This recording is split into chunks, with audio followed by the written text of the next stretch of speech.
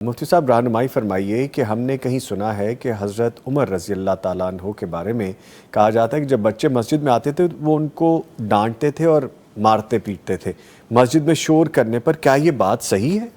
یہ سیدنا عمر فاروق رضی اللہ تعالیٰ عنہ پر سخت قسم کا الزام ہے۔ یہ کیسے ہو سکتا ہے کہ وہ عمر فاروق رضی اللہ تعالیٰ عنہ جنہوں نے حسنین رضی اللہ عنہما کو مسجد میں دوڑتے بھاگتے نانا جی کو ملتے، نانا جی کی نماز میں نماز امامت کے اوپر بیٹھتے ہوئے دیکھا ہو اپنی آنکھوں سے، اور جس عمر فاروق رضی اللہ عنہ نے اللہ کے نبی صلی اللہ علیہ وسلم کو عشاء کی جماعت اپنی نواسی سیدہ امامہ کو اپنے ہاتھوں میں اٹھا کر جماعت کراتے دیکھا ہو، وہ بچوں کو مار سکتے ہیں، وہ بچوں کو ڈانٹ سکتے ہیں؟ سوال ہی پیدا نہیں ہوتا۔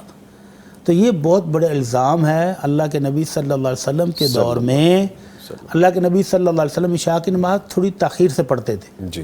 تو ایک روز سیدنا عمر رضی اللہ تعالیٰ عنہ نے کافی لیٹ ہو گئی تو آواز ماری، اللہ کے نبی نام الصبیان والنساء، اللہ کے نبی اب تو بچے اور عورتیں سو گئے ہیں، جی۔ تو اب آپ تشریف لے آئیں، نماز پڑھا دیں۔ تو اس حدیث سے کیا پتہ چلا کہ سیدنا عمر رضی اللہ تعالیٰ عنہ کے آنکھوں کے سامنے بچے مسجد میں نماز پڑھنے آتے تھے، حتیٰ کہ عشاء کی نماز، جبکہ بچوں کا سونے کا ٹائم ہوتا ہے، تو عشاء کی نماز پر بھی وہ بچے مسجد میں موجود ہوتے تھے۔